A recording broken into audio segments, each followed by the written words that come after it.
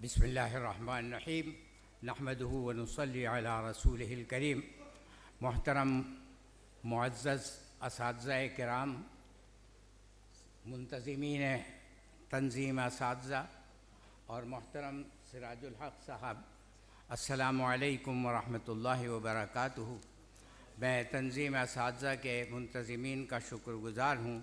کہ انہوں نے اس محفل کا انتظام کیا اور مجھے یہاں بہت سے اپنے احباب سے ملنے کا بھی موقع ملا اور ان سے کچھ سیکھنے اور سمجھنے کا موقع بھی ملا۔ یہ میرے لیے بڑی سعادت ہے کہ میں ایسی محفل کے اندر شرکت کر سکوں۔ آج کے گفتگو میں مختصر سی گفتگو آپ کے سامنے پیش کروں گا کہ جو چیلنجز آج ہمارے سامنے اس وقت نظر آ رہے ہیں، بالکل یہی چیلنجز ہمیں عہد رسالت میں رسول اللہ صلی اللہ علیہ وسلم کے زمانے میں بھی نظر آ رہے تھے، اور اس زمانے میں حضور صلی اللہ علیہ وسلم نے جو حکمت عملی اختیار کی وہ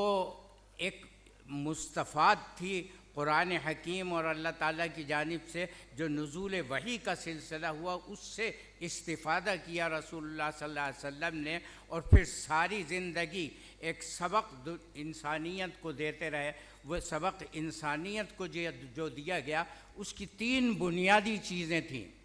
ایک یہ کہ علم سے آپ انحراف نہیں کر سکتے، علم آپ کی بنیادی ضرورت ہے، لیکن علم کے سلسلے میں رسول اللہ صلی اللہ علیہ وسلم نے امت مسلمہ کو اس علم کی طرف متوجہ کیا جو علم انسانیت کے لیے نافع ہو، دنیا کے اعتبار سے بھی اور آخرت کے اعتبار سے بھی۔ دوسری بنیادی چیز جس کی طرف رسول اللہ صلی اللہ علیہ وسلم نے ہماری توجہ دلائی وہ ایمان تھا، اور ایمان چونکہ انسان کا ان حقیقت کو سمجھنا ہے، وہ تصدیق قلبی کا نام ہے، تو رسول اللہ صلی اللہ علیہ وسلم نے تعلیم یہ دی کہ ایمان انسان کے اندر راسخ ہونا چاہیے، انتہائی مستحکم اور مضبوط ہونا چاہیے۔ تیسری چیز جس کی طرف رسول اللہ صلی اللہ علیہ وسلم نے توجہ دلائی، اور جو جہالت کی وجہ سے، شرک کی وجہ سے بہت سے توہمات نے اس کو تباہ کر دیا تھا، وہ اخلاق کریمہ ہے کہ انسان کے اندر اگر اخلاق کریمہ پیدا ہو جائے تو یہ ان 3 چیزوں کی بنیاد پر انسان معاشرے کی تشکیل کرتا ہے اور پھر انسان آگے بڑھتا ہے۔ آپ یہ دیکھیے کہ جب مسلمانوں کو پہلا درس دیا گیا تو پہلے درس کو اور انسانیت کے آغاز دونوں کو دیکھ لیجئے کہ انسانیت کا آغاز ہوا حضرت آدم علیہ السلام سے، وہ دنیا میں تشریف لائے تو علم کی بھرپور روشنی میں تشریف لائے، اور علم کی بھرپور روشنی ہی کے اندر رسول اللہ تعالیٰ نے حضرت آدم علیہ السلام کو دنیا میں بھیجا، وَعَلَّمَ آدَمَ الْأَسْمَاءَ كُلَّهَا۔ اور اس کے بعد جب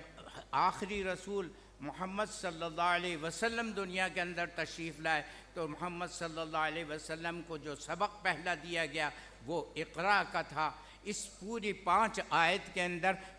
5 چیزوں کا ذکر کیا گیا ہے۔ اس میں پڑھائی ہے، اس میں کتاب کا ذکر ہے، اس میں تعلیم کا ذکر ہے، اس میں قلم کا ذکر ہے، اس میں تحقیق اور بحث و تحقیق کا ذکر ہے۔ تو رسول اللہ صلی اللہ علیہ وسلم نے ان 5 چیزوں کی طرف متوجہ کیا، مسلمانوں نے ان 5 چیزوں کو اپنے زندگی کا لائحہ عمل بنا لیا، اور اسی کے ساتھ مسلمانوں نے آگے بڑھنا شروع کیا۔ رسول اللہ صلی اللہ علیہ وسلم نے جب آغاز کیا تو کفار مکہ کی طرف سے بہت رکاوٹیں کھڑی کی گئیں۔ رسول اللہ صلی اللہ علیہ وسلم کی مخالفت شروع کی، اس لیے کہ آپ تو توحید کی تعلیم دے رہے تھے، لوگوں کو اخلاق کی تعلیم دے رہے تھے، لوگوں کو توحید اور رسالت کے ساتھ یہ کہ اپنے آپ کو اس علم سے آراستہ کریں جو علم انسان کو انسان کی غلامی سے نکال کر اللہ تعالیٰ کی عبدیت میں اور اس کی بندگی کے اندر شامل کر دے۔ تو اس سلسلے میں جب رسول اللہ صلی اللہ علیہ وسلم نے اپنا پیغام لوگوں کے سامنے پیش کیا تو لوگوں نے مخالفت شروع کی۔ اس مخالفت کے جواب میں ایک صورتحال یہ تھی کہ رسول اللہ صلی اللہ علیہ وسلم آگے بڑھ کر تلوار سے مقابلہ کرتے، ایک صورت یہ تھی کہ رسول اللہ صلی اللہ علیہ وسلم اس کے لیے اور حکمت عملی اختیار کرتے۔ آپ نے جو حکمت عملی اختیار کی وہ حکمت عملی یہ تھی کہ تعلیم کی طرف توجہ دی جائے، تعلیم کی راہ میں رکاوٹیں پیدا کی گئیں تو خفیہ تعلیمی ادارے قائم کرنا شروع کر دیے۔ سب سے پہلا مکتب جو قائم ہوا مکہ مکرمہ میں وہ حضرت خدیجۃ الکبریٰ رضی اللہ تعالی عنہا کا گھر تھا۔ آپ کا گھر ایک مکتب کی حیثیت اختیار کر گیا، لیکن اس مکتب کی راہ میں رکاوٹیں جب کھڑی کرنا شروع کی، چونکہ یہ معلوم تھا رسول اللہ صلی اللہ علیہ وسلم کا مرکز اور گھر ہے، تو کفار مکہ نے رکاوٹیں شروع کی، تو رسول اللہ صلی اللہ علیہ وسلم نے کچھ اور بھی خفیہ درسگاہیں قائم کی، لوگوں کے گھروں کے اندر بھی قائم ہوئیں۔ یہ سعید ابن زید رضی اللہ تعالی عنہ جو عشرہ مبشرہ میں ہیں، ان کے گھر کو ایک مکتب قرار دیا گیا، اور رسول اللہ صلی اللہ علیہ وسلم نے کچھ متحرک اور موبائل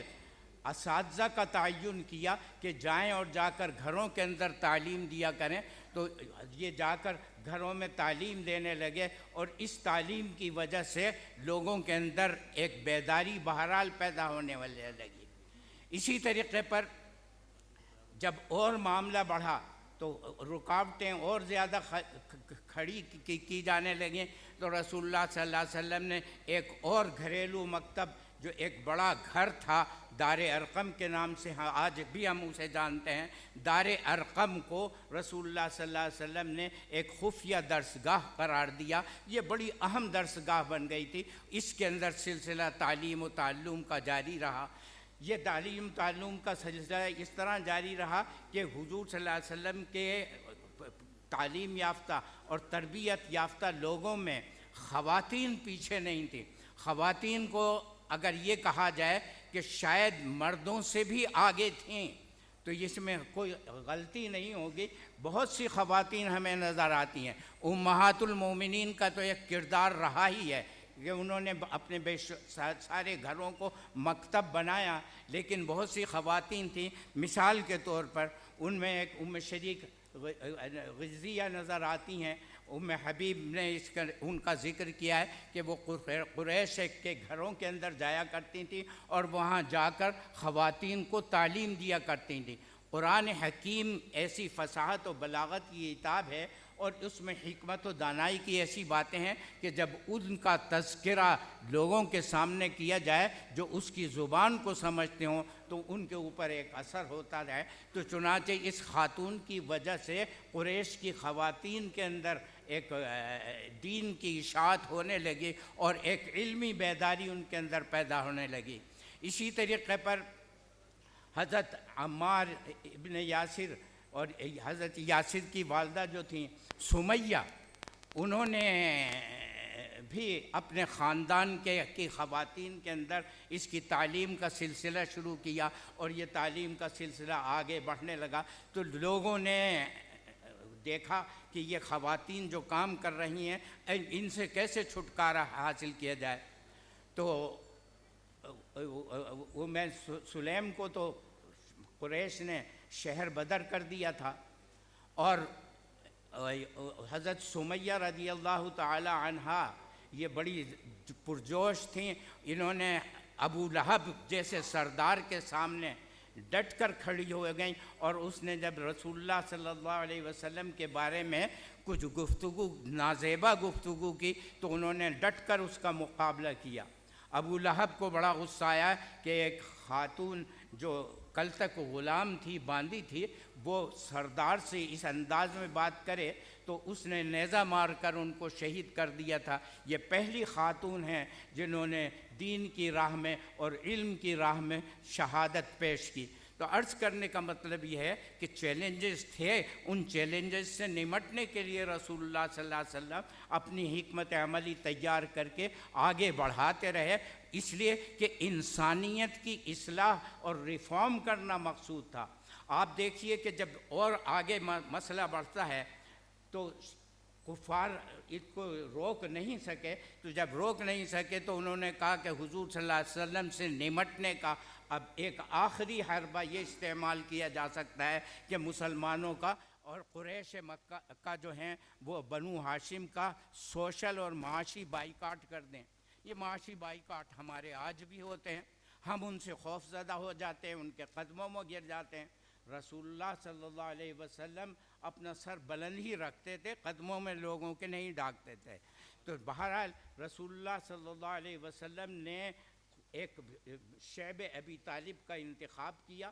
یہ شیب ابی طالب میں قریش مکہ نے محصور نہیں کیا تھا، بلکہ اس کا انتخاب رسول اللہ صلی اللہ علیہ وسلم نے خود کیا تھا، اور اس کا انتخاب کر کے وہ ایک آزاد جگہ تھی جہاں تعلیم و تعلم کا کام کھل کر آپ پوری آزادی کے ساتھ کر سکتے تھے۔ رسول اللہ صلی اللہ علیہ وسلم نے یہ کام شروع کر دیا، اور 3 سال کے اندر تعلیم و تعلم کا وہ کام کیا کہ یوں سمجھ لیجئے کہ شیب ابی طالب ایک بہترین درسگاہ بن گئی تھی۔ اس بہترین درسگاہ سے لوگ تیار ہوتے رہے، مسلمان باہر بھی تھے، مدینہ منورہ میں بھی تھے، شیب ابی طالب میں بھی تھے۔ یہاں سے رسول اللہ صلی اللہ علیہ وسلم نے ایک اور راستہ نکالا کہ قریش مکہ سے ملنے کے لیے یہاں جو بازار قائم ہوتے ہیں، جو اسواق لگتے ہیں، اس اسواق میں شرکت کرنا شروع کر دی اور وہاں دعوت دینا شروع کر دی۔ اسی طریقے پر جو بین الاقوامی طور پر لوگ آیا کرتے تھے ان اسواق کے اندر، ان سے ملاقاتیں شروع کر دیں، تو اسلام سرزمین حجاز سے نکل کر بیرونی دنیا تک پہنچنا شروع ہو گیا۔ یہ صرف تعلیم و تعلم اور رسول اللہ صلی اللہ علیہ وسلم کی حکمت عملی تھی۔ اس حکمت عملی کو اپنانے کی ضرورت ہے۔ حضور صلی اللہ علیہ وسلم مدینہ منورہ جاتے ہیں تو مواخات کا نظام قائم کر کے ہر گھر کو درسگاہ میں تبدیل کر دیتے ہیں۔ یہ ہر گھر جب درسگاہ بن گئی تو یہاں تعلیم و تعلم کا وہ سلسلہ شروع ہوا کہ مسلمان اتنا نمایاں طور پر آگے آ گئے کہ یہ جو سبق ہمیں پہلی وحی کے ذریعے دیا گیا تھا، اس میں 5 چیزیں جو ذکر کی گئی تھیں، ان 5 کا اتنا مؤثر اثر تھا کہ 500 سال تک مسلمان دنیا کی قیادت اور رہنمائی کرتے رہے۔ آج بھی اگر ہم رسول اللہ صلی اللہ علیہ وسلم کے اس اسوہ حسنہ کو اختیار کر لیں کہ ایمان علم نافع ہمارے پاس ہو، ایمان راسخ ہو، اور اخلاق کریمہ سے ہمارے رویے مزین ہوں، تو ہم دنیا کی سب سے بڑی طاقت ہوں گے۔ دنیا کی کوئی طاقت ہمیں زیر نہیں کر سکتی۔ اللہ تعالیٰ سے دعا گو ہوں کہ اللہ تعالیٰ ہمیں وہی حکمت عملی اختیار کرنے کی توفیق عطا فرمائے۔ ہمارے سر جھکنے کے بجائے کٹنے کے لیے تو تیار رہیں، لیکن اس طریقے پر نہ جھک سکیں۔ میں آپ سب لوگوں کا شکر گزار ہوں کہ آپ سب لوگ یہاں تشریف لائے، آپ نے بہت سی قیمتی باتیں سنی، اور مجھ جیسے طالب علم کی بھی باتوں کو سننے کا آپ کا موقع ملا۔ اللہ تعالیٰ سے دعا گو ہوں کہ اللہ تعالیٰ ہم سب کو اس ملک کی حفاظت کرنے کی توفیق عطا فرمائے، اور اس ملک کی حفاظت کا طریقہ حضور صلی اللہ علیہ وسلم کے اسوہ حسنہ میں ہی ہے۔ وآخر دعوانا ان الحمد للہ رب العالمین۔